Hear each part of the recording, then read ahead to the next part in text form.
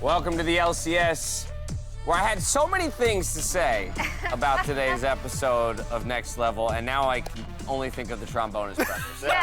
That's it. We were robbed of Medio's professional trombone playing career. I know. Damn League of Legends getting in the way of that. Video games. Damn League of Legends getting stay in school, kids. No. I love that episode. I love talking to Sven. I like the question about 50 games of Sejuani. You cool with that? That's what it takes to win. And you saw him die. Literally die inside. Please don't make me do it. In that moment, he was like, oh my God, how badly do I want to be a world champion? I don't know if it's that badly. TL, Golden Guardians, first game of the day, and we're straight into Champion Select. You know who that is on that stage?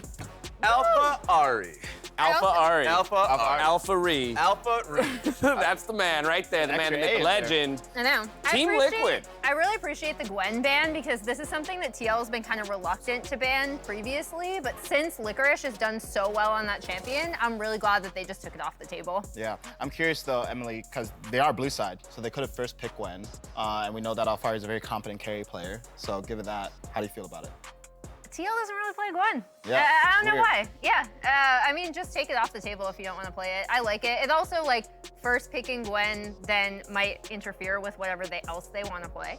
A contested jungle pick here between both these teams is Volibear. So I think Volibear between both junglers is something they'd want to go Viego. for. Oh, Viego is the pickup. It can go towards solo lanes, but I've always appreciated it more as a jungler, so let's see where it ends up going. And it also is a good matchup versus Diana, which I feel like both teams were setting up for. So might not see Diana this game with the Viego kind of hovering over her. Yeah, I like the Golden Guardians takeaway of the Callista. This is a pick that Tactical absolutely popped off on yesterday as IMT, and it just gives you so much lane pressure in certain lane matchups. And with the way that Core and Tactical play, which is like looking for kills in lane, I think it makes a lot of sense for GG to deny this on first rotation. Followed up with my current favorite jungler in Diana. Just a wildly exciting champion to watch. Yeah, exactly. And I think Golden Guardians' best look is when they are all in on team fighting.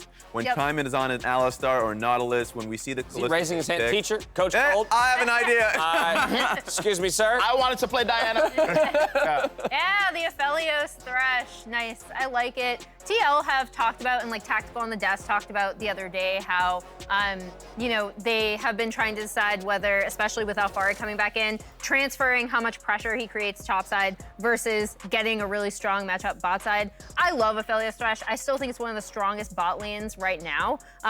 So I'm really excited to see Tactical play it, even though I know people were a little bit hesitant on putting so much pressure on bot side focus for TL. Yeah, and I think GG, I actually like this draft so far, the takeaways are going for, because they realize, hey, we don't know if Viego's gonna be jungle or top or mid. So what we're gonna do is actually just take Nautilus, which is one of the highest priority supports right now, wait until the last pick phase, and then we can counter pick solo lanes.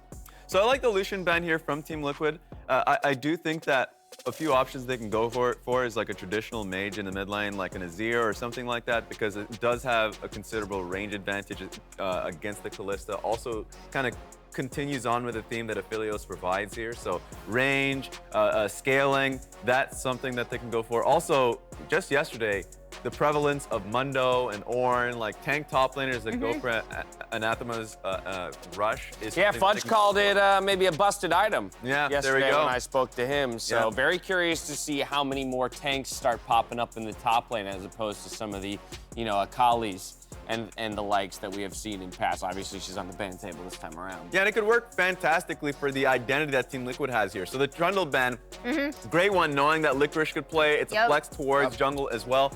And also, if they want to have that option for tanks in the top lane in the 4-5, there it is. You know what's funny too, though, is we spoke to Anero, and in justifying the Trundle pick to the top lane, he talked about how it was specifically a matchup that Licorice likes into Renekton. Yes. Now that Trundle's off the table, Licorice is like, all right, hand me that champion. I got the Renekton for this, yeah.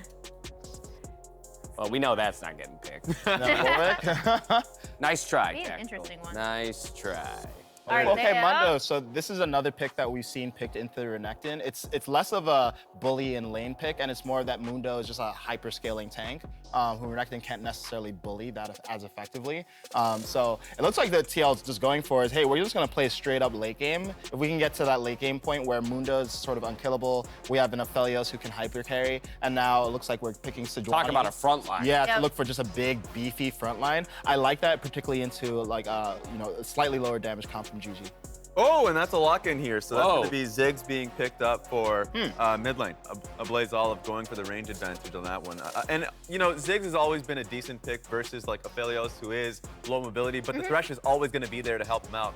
Another call out is, of course, that the Sejuani is going to be working with Viego pretty consistently. So I expect a 2v2 for Team Liquid to be the focus. Now, Emily, what are your thoughts on closing out with the Ziggs pick, though? Because while maybe it's effective against the Aphelios, I struggle to think about how it's going to be able to get through a front line like Mundo and Sejuani. Is it entirely up to Kalista now to deal with that? Kind of, and I mean, like, There's no way. No. That's a lock-in! Wait, what? Oh, my goodness. That's locked in. I was going to say they could also have swapped Kalista top to go into the Mundo and then put Renekton mid. They could still lane swap, right? Even if the picks aren't getting swapped, they could technically lane swap. I am actually wondering What a if they'll curveball. send a Blaze Olive top and put Licorice mid. I expect it to be a punish into Viego. Remember the sustained disadvantage that he get from 100% to 50% on the minion wave, so he's actually much more vulnerable in lane. So I think this is going to be a lane punish Kalista versus the Viego. Yeah, but I wonder, couldn't Ziggs just punish Viego similarly? No, not as No. I don't think so. The mana pool versus just simply an AD carry that's probably going to be going Halo Blades as well. It's going to be a much harder punish here. This is, I mean, what a way, I to kick off the day, and right? Arrow said yesterday, right? Like, he's like, you gotta throw in something when you're the underdogs. You gotta throw in something to keep them off balance. Well, yeah, you talk about a curveball. They've definitely thrown one. We're on to the Rift for game one, so let's hand it over to Flowers and Azael for the call. Thank you very much, Dash. Welcome, everybody. It's time for some Sunday afternoon LCS. I am ready for it. I'm Captain Flowers. This is Azael. We spent the whole morning, Azael, showing me some classic StarCraft clips from back in the day of Brood War, man. Now I'm just excited. I'm hyped. I want to see some big outplays, some big micro moments. I'm ready for it, man. We're getting the Kalista mid here. And because I play flex queue with a lot of trolls, I have played with some solo lane Kalista in my time. Yeah. One of the things that I think is actually really fun about this, you know, even just less about the lane matchup, is post 6 linking with your jungler, right? Yeah. You actually are able to have some really powerful ganks because you are not linked just with your support, but you're actually linking with Diana then, very likely. You can throw this Diana in, and now your backline access is that much greater because you have that to throw you in, then the dash for the ultimate, or inversely, you throw yourself into the fight extremely aggressively and you use this as this kind of safety net once you've done the full combo to pull that Diana out. I am really excited to see, you know, how this is actually going to pan out for them. Especially against an immobile carry like Aphelios, having that extra range, that extra engage, super strong. And also a quick reminder on your screen right now for all our Spanish-speaking friends, check out FlyQuest Spanish co-stream at twitch.tv/FlyQuest, LCS in vivo. You can check that out for an alternate spin on how things are going to be proceeding throughout the day. But right now, this is the laning experience. Jensen is showing the sad B. That's exactly what a solo lane against Kalista feels like as Chime starts to get a little frisky here in the bottom lane, getting some trades at level 1. Absolutely, can be a bit awkward for sure. I will say that, you know, with the kind of defensive start here for Jensen, you know, he's going to go resolve secondary, he has second wind, he has a D shield. I actually don't think he's going to be punished that hard. Sure, you have to give up the push, but you should be able to collect most of this farm because if Kalista is actually pushing all the way up to try to harass you at tower, the ability of Sejuani to get in there and melee plus Sejuani is such a powerful ganking combo and really punish the Kalista is very high. So we'll see how much of the farm is actually picked up. Jensen missing a lot of that farm, to be honest, under tower, but I do think this is a lane he's going to be able to withstand. I actually don't think it's that bad.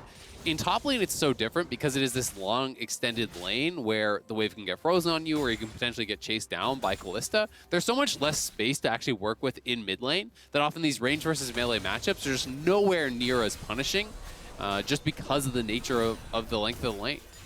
And down here in bottom side, you're going to see Team Liquid taking over this early push here for themselves. Nice bit of damage there with the satchel coming out to throw Tactical deep underneath the enemy turret. And a nice follow-up there with the dredge line. Tactical's locked down, but Core JJ and Tactical find a little bit of a counterattack there, but 300 HP left on the Aphelios means Team Liquid will have to be mindful. Yeah, it's kind of health versus mana in these types of lanes is that, Ziggs does have some really strong trading, some really strong ability to push the lane, but early game, you don't have a lot of mana. They're trying to set up this dive, though, onto Alfari. Does he have the passive available for the stun? Because that will immune the Renekton stun. He does not. They're able to set up the stun. Very nicely done there. And Licorice with the first blood. This man has been popping off since switching over to the Golden Guardian. Absolutely. That is actually so big that they're able to get this kill. Oh, the TP's coming in. He's slow to react. The TP's already ready to go. The flash into the stun and a Blaze Olive gets himself away. They're just setting him up to knock him down. Jensen sends him an extra freebie. Licorice canceled the base. They didn't realize he was still there. So Jensen flashes in, and now they're going to redive. Oh, and Alfari's about to die again, or is he? Iconic ends up getting the kill, and he gets away. So it's a 1-for-1 trade, but Alfari's going to be losing even more now. Oh, the buffer on the hook. Nicely done there by Chime. That is totally worth it. It is the 1-for-1. Now they're teaming bot. This is insane. Holy, and for the first 4 minutes of the game, Golden Guardians coming in for even more punishment now in the bottom lane as Licorice has 100% kill participation.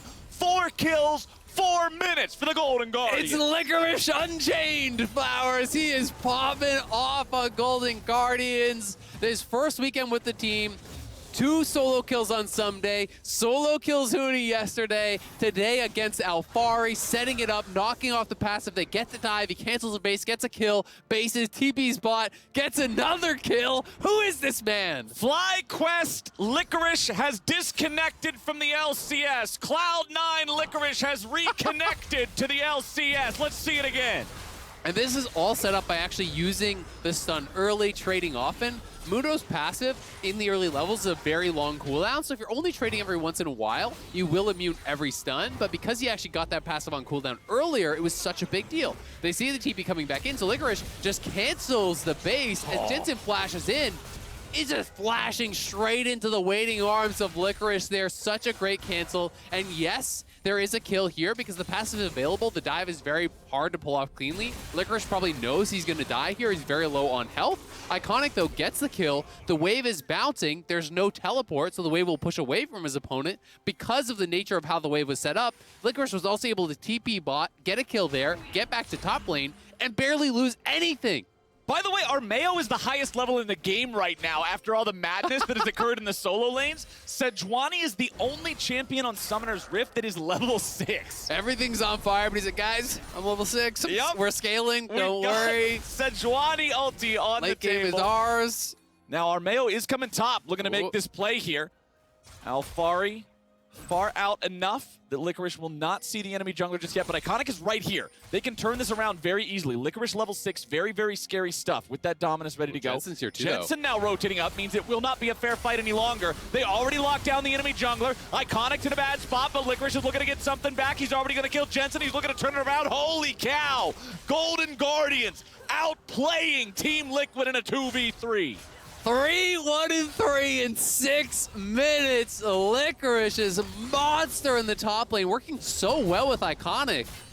All year long, we've been seeing him get tower dove on FlyQuest, be the one playing weak side, getting punished. He gets the Renekton, they're playing towards him.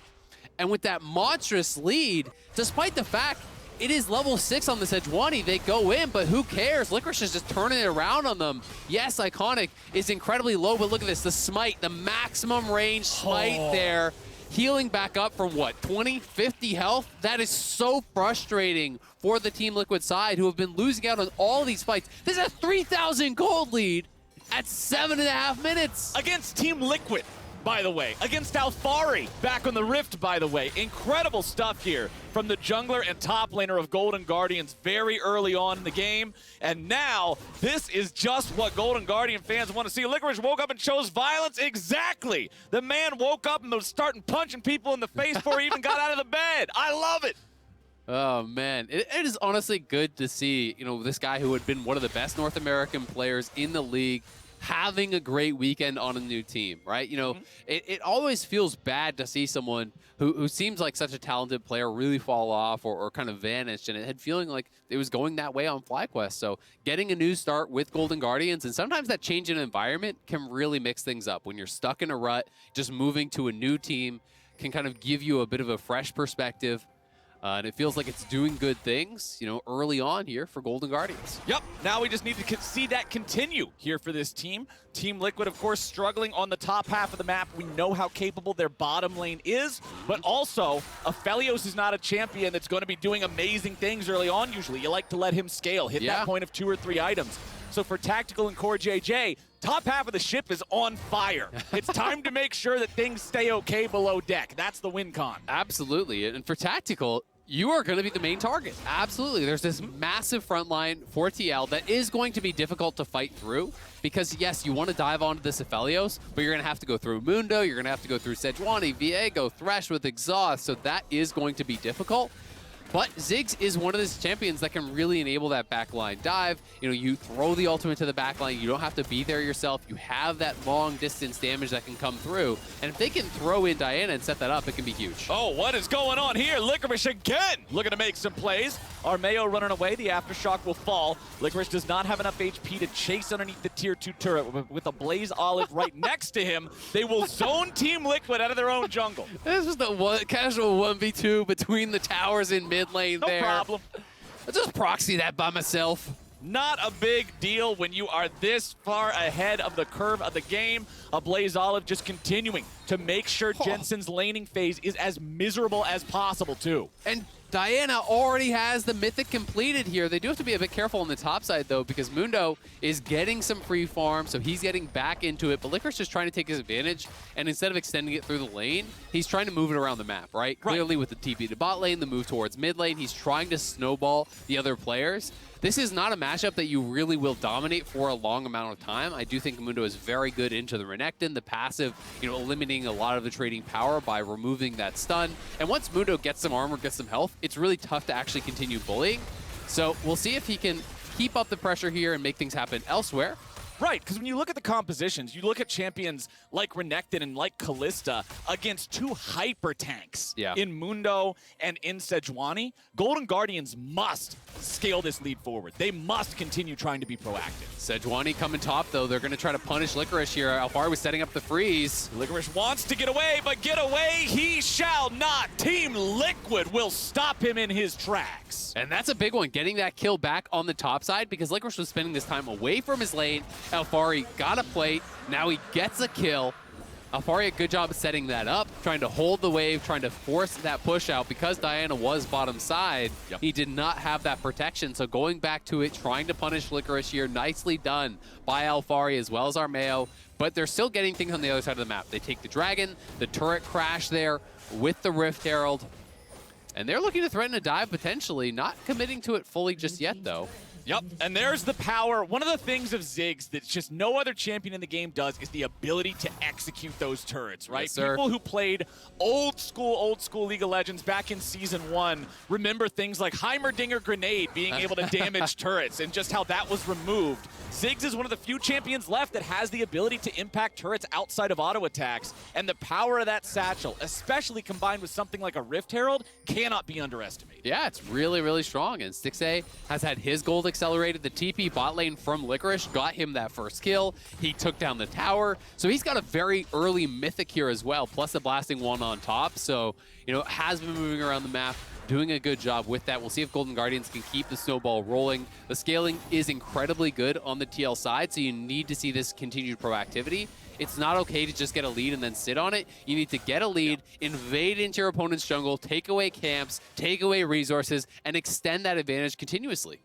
Okay, Golden Guardians looking to continue doing just this now. Jensen does have with TP, a though. 4-man dive against Alfari. That is Dr. Mundo. He is very, very tanky, but is he tanky enough? The answer is going to be no. Licorice looking for even more now, as Golden Guardians won't lose a single man thus far. Armeo is now the target. Sejuani's supposed to be a tank, but at this point in the game, he's not tanky enough either. This front line is not the meatballs they need to be this far into the game, and Golden Guardians is doing a great job punishing that. Yeah, they call him Bristle because that's a pin cushion with the Kalista mid lane. Slicing him up. 5 members from Golden Guardians there to the top lane. They TP'd the Ziggs up because they didn't want to leave Ziggs solo on the bot side, so they take another tower. Now it's going to be rinse and repeat towards the mid lane. We got to see the Kalista plus Diana combo as well, ulting and throwing him in.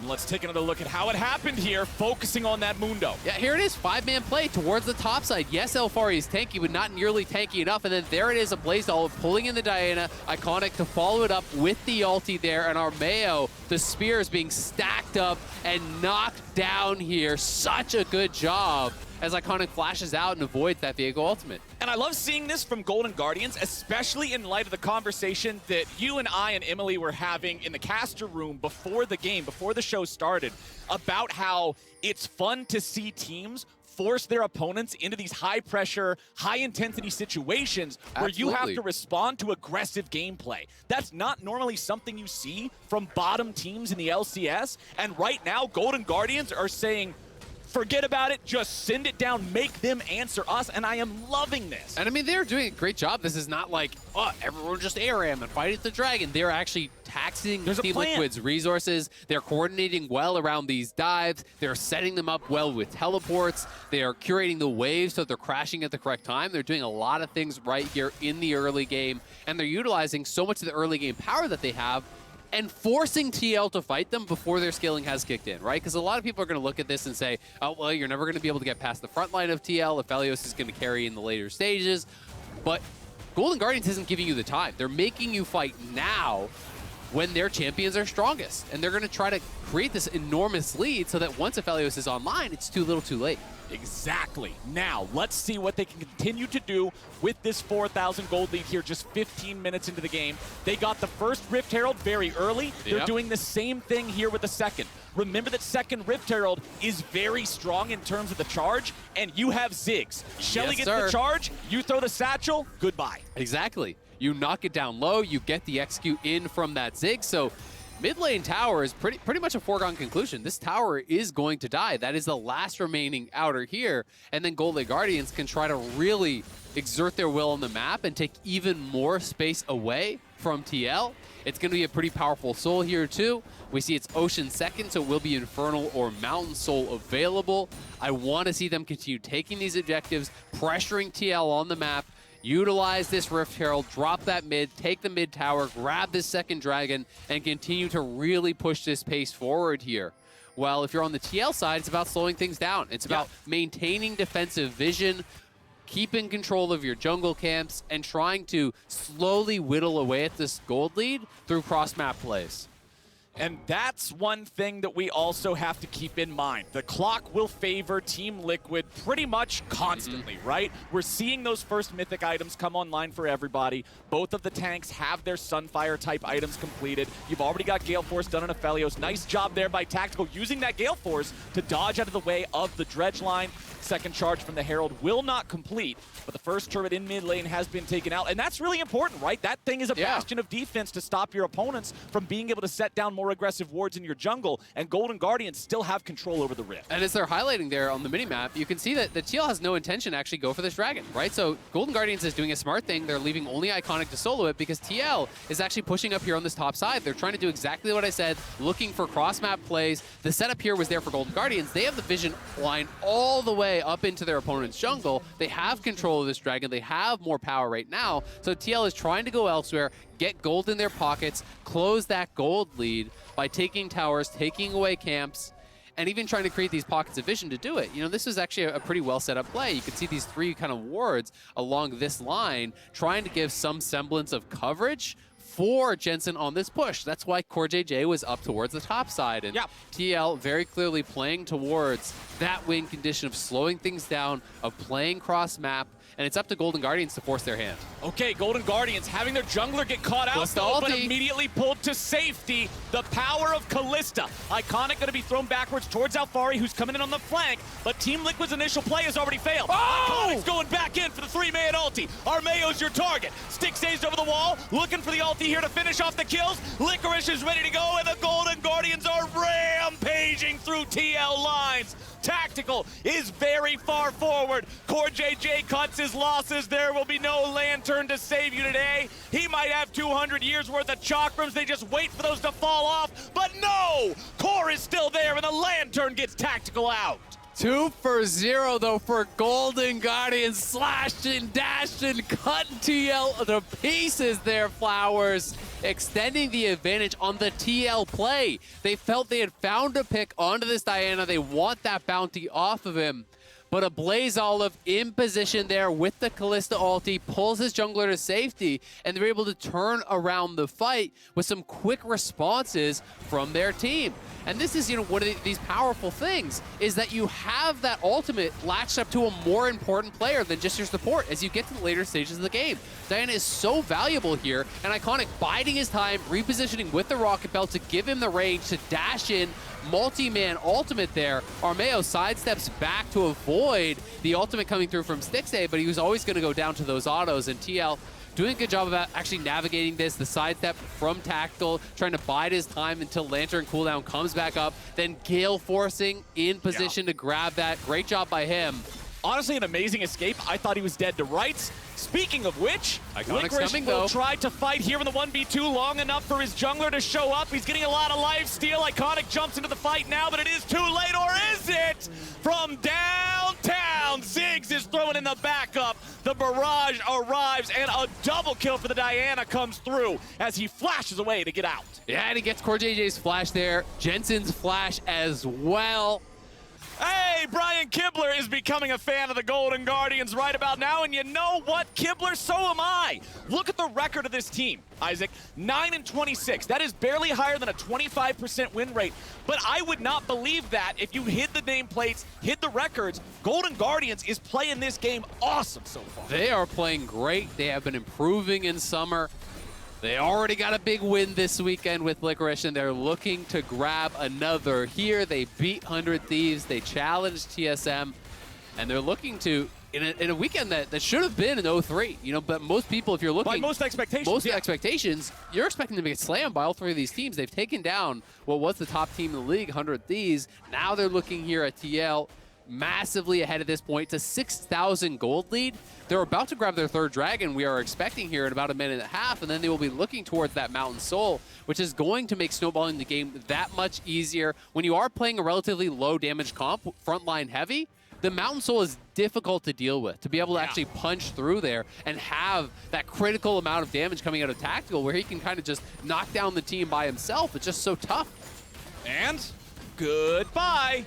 Ziggs, man, it's so effective too. I love the fact that they have this pick with this composition that needs to snowball early and keep the momentum going. Yeah. Because it's so hard to stop that momentum against Ziggs. It's really, really cool because you have the Kalista in mid lane, which is kind of giving them prio there. They play aggressively around Renekton top lane. That gets them prio there. This gives them access to the Rift Herald, so they take that, they combine this Rift Herald power with the execute power that Ziggs has, and they move around the map, taking down these turrets. Relentless pressure here from them has created an enormous advantage at this point in the game. This is just such an impressive sight to watch. Collector second here for Tactical. Pretty atypical, but it is a very squishy team. So he's really looking to have a high amount of burst here with Gale Force plus Collector to get that potential insta-kill on one of these squishy targets. Hope that that can really swing things in a team fight and give them a fighting chance. Yeah, and Jensen's build too, I do want to point out, because he went for Blade of the Ruined King first, going for the Divine Sunriver second as the Mythic, this is very powerful against health stacking opponents, specifically like what you see on Licorice with the Renekton. However, if Jensen goes in at just even slightly the wrong moment, he's dead instantly. Absolutely. This build does not have much defensive capability at all, and now Golden Guardians are on soul point, so Team Liquid must fight 5 minutes from now. And these are the tough decisions you have to make when you're behind. You don't get to have everything, right? You don't get to pick and choose and say, yeah, actually, I want to be the best in the sideline and in the team fight. You don't get that luxury, so you have to kind of choose where are you going to focus. And I think the build makes sense for Jensen if you're looking at it through the perspective of, okay, our best chance is actually defending Tactical. And by going a high damage build, I'm going to make it more difficult for them to fight past me towards Tactical. I can punish them if they're trying to ignore me in these fights, which largely we're expecting Golden Guardians to do, but because of this huge gold advantage, because of the nature of this squishy build, like you're saying, they could just turn on Jensen, stun him up, and burst him down potentially before he could get anything done. All right, Team Liquid, 6,500 gold behind. Opponents on soul point. Turret count is 2 to 4 for them. There's so much that they have to make up for in this game.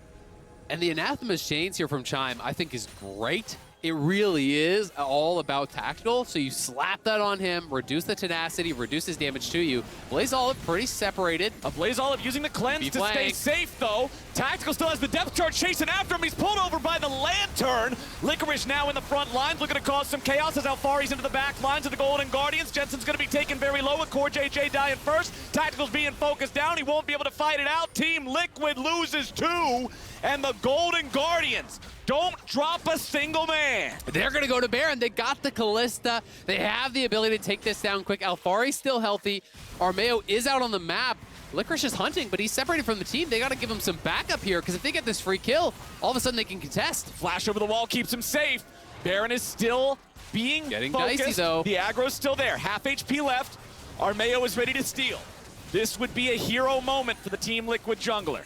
Alfari trying to throw in some cleavers, go for some poke. Armeo goes over the wall. They're going to be focusing him down, and there is no steal. There's no 50-50. There is only the Golden Guardian. Forget the 50-50. It's about the 100-0. Kill the Sejuani. Take the objective. 10,000 gold lead. Magi's Soul Stealer even coming in here for Iconic. He is flexing on him today. A Blaze Olive separated from the team, but he has the cleanse and the TP flank comes in. Sure, you've got the Lantern for tactical, but it's right into that Ziggs ulti. It's right into the TP flank coming through here from Licorice. A Blaze Olive piling in. Iconic diving in there with the use of that Callista plus Diana combo. This has been a master stroke here from Golden Guardians. This mid lane Callista working out incredibly well, because once Diana got fed, not only do you have the Zhonya's to keep you safe, you have this Callista ultimate as that safety blanket, as this extra form of engage. It's allowing him to really get the maximum value out of the lead he's created. Dude, I don't know what the Golden Guardians are eating for breakfast this morning. Give me a plate of it. Give me a bowl. Give me a bucket of it. I don't care. This is an incredible showing from this team. Bakeros. And they are not stopping anytime soon. 2 minutes to work with this Baron buff. They only have one tier 2 turret, still standing on their opponent's side. That isn't the top lane, so they're pressuring the other two, lining up these waves to siege inhibitor turret. Man, they just have so much gold. I mean, the death cap just got completed for Stixxay. They're all getting to their 3rd items here. TL is just scrambling to cobble together as much as they can. But Ziggs just kills these towers almost instantly, so if you get access to them, they are just gone. Armeo trying to pressure back Licorice here, but Golden Guardians are moving over, so they can't extend too far, and it's going to be really difficult for TL to hold on, because one passive auto plus a W is pretty much just death on the tower if Stixxay ever feels safe to actually walk up. Alfari at half HP, pops the ulti. That's a pretty big team fight tool down. The satchel is primed underneath the enemy turret, blows it up. Golden Guardians now have the ability to siege the inhib on open ground. Team Liquid trying to protect mid lane turret now. Remember that without that ulti, Alfari is going to be significantly squishier here in this fight. Yes, sir. Bottom lane inhib falls. Team Liquid not willing to fight for that one. And Golden Guardians back away. Nicely done. Not to mention, I mean, the fact that Licorice already has his upgraded healing cut. He's got that Chempunk Chainsword, so 60% Grievous Wounds. When you start to get low, you've got to use the Mundo ultimate very early. And it becomes extremely ineffective if you do get to that 60% debuff mark. Iconic getting rooted up there. Jensen trying to threaten from the side. Okay, Chime's the one who gets hit by the ulti, but now the Golden Guardians are ready to fight. Iconic goes in, he's popping the stasis. Chime doing the same. The damage comes out, and Core JJ's already going down. Armeo's going to be target number 2, and the boy is already gone. Same thing for the inhib. The Dragon Soul is on the map, but who cares? Golden Guardians, they're ready to push on some Nexus turrets, but unfortunately their minion wave is not. Waiting for the cavalry to arrive there. They're ready to go. No Baron buff left, so the minions can be cleared out by Tactical, who has the right gun for the job.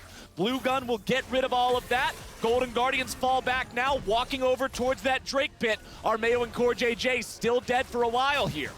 Yeah, they realize they're not going to be able to close it out easily. So with Armeo dead, you just want to secure the soul, continue creating that advantage. I think it's the smart call here. Why risk the game from that position? As you said, lots of wave clear available there for Tactical. They will grab soul. They'll reset, and they've got a lot of gold to actually spend at this point. You know, a good 8 to 10,000 gold is in their bags when they base on here. Renekton alone. Yeah. Like, this is incredible stuff here for this squad, and with this soul in their pocket, 2 minutes for Baron. This is an easy opportunity for them to go back, get some control wards, get some setup ready to go, get yourself a second Baron, and win the game. Absolutely. You pick up stopwatches, you use the elixir, you just get the maximum possible power out of your gold advantage right now. I mean, look at the shielding on Iconic when he popped his W. It's about 1,000 in shields there to actually knock through, not to mention the flat resistances on top, which is just going to make it even more difficulty. Tactical went for this kind of lethality item here of the Collector. The lethality becomes pretty useless when you get that extra flat armor on top from this double Mountain Dragon, and they are just really in such an incredible spot at this point in the game. Golden Guardians just have to make sure that they're checking all the boxes, cutting off all the vision that TL has. No silly mistakes. Exactly. Make no doubt about it, because they have been in great spots. I mean, this one seems pretty insurmountable, but they have lost from winning positions before, and they want to make sure that there's no mistakes made. I mean, you've got 2 inhibitors knocked down. They're pressuring the top side, looking for that 3rd inhib, and also can look towards the Baron when it spawns in a minute if they can't close the game before that. All right, Tactical just shifted off from the Severum, the red gun there. Kobe always says red, white, don't fight, so that's why you saw Licorice backing away right there. But now that he no longer has that, they recognize that Aphelios doesn't have the ability to go crazy in that short-range type of fight here. Golden Guardians continuing their push now towards the last remaining inhibitor turret. Armeo has already lost 2/3 HP. Team Liquid will not be able to fight to defend this. Chakrams or not, they don't have the ability to team fight without that front line. All 3 inhibitors gone, double super minions, every lane. Inhibs not respawning for another 1.5 minutes. Baron is up in 20 seconds. Golden Guardians can hang around here, continue to apply the pressure, or fall back for Baron, whatever they so choose. Yeah, with all these next waves of supers coming in, it's going to get very difficult. You can see Golden Guardians getting access to the Nexus turret on the top side. If Stixxay gets there, this tower is just going to die. Look at that. Already gone. One passive auto is 60% health. Already gone. Licorice taking a little bit of damage here now. Alfari in the ulti once again. Armeo with a good ult coming out. Licorice going to lose some HP, but it's the Golden Guardians going in now. Tactical's already dead, and the game is over. Team Liquid will evaporate in front of our eyes as Jensen and Core JJ, they'll do whatever they can. They're just hanging out on the steps watching it all fall apart. Golden Guardians take down TL. Golden Guardians is on the hunt, Flowers. They came to play this weekend, taking down 100 Thieves, taking down Team Liquid. What a debut for Licorice on his new team. They are looking so damn good. Creative draft coming out here, moving the Kalista to the mid lane, pairing it up with the Diana, but it was all about the in-game play, the ability that they had to snowball these lanes, to get an advantage on the top side, utilize early trades to get out the Mundo passive, dive him up, then the TP can go down towards bot side, you get a kill there, put Ziggs in a winning position, goes mid lane, trying to pressure Jensen. They're moving around the map as a squad, and really just choking TL out so effectively, knocking down towers around the map, taking every Rift Herald, taking every Dragon. They destroyed Team Liquid in this game. This was not close. All I'm saying is, LPL, you better be ready, because you're gonna have to fight Golden Guardians at Worlds at this rate. Golden Guardians at FlyQuest Academy. Let's go. Golden Guardians are popping off, baby, and I love to see it. We're taking a quick break now, but on the other side, we'll hear from Licorice himself in the Verizon post-game interview. Don't y'all go anywhere.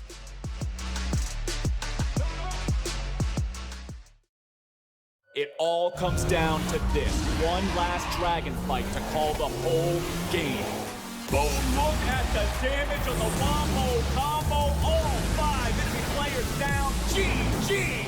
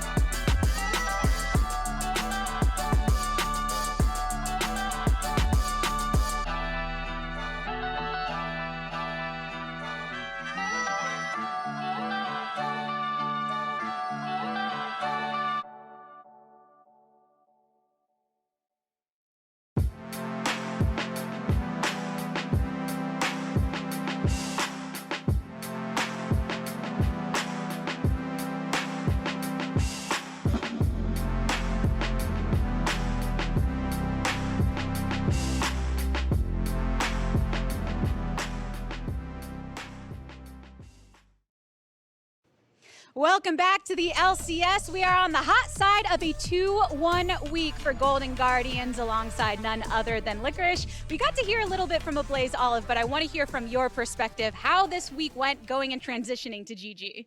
Yeah, I mean, it was a bit of a whirlwind. Obviously, I had like a one-day turnaround on the trade. Like Monday, I was scrimming with FlyQuest, found out about the trade, and then on Tuesday, I was scrimming with Golden Guardians, and like that was cool, I guess.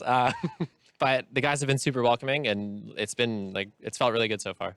Yeah, and I know in the initial announcement you actually talked about on your Twitter about that this could be a good change for both teams, that you still believe in all of the individuals on both sides. Why do you think that change can be a way to kind of accelerate everybody?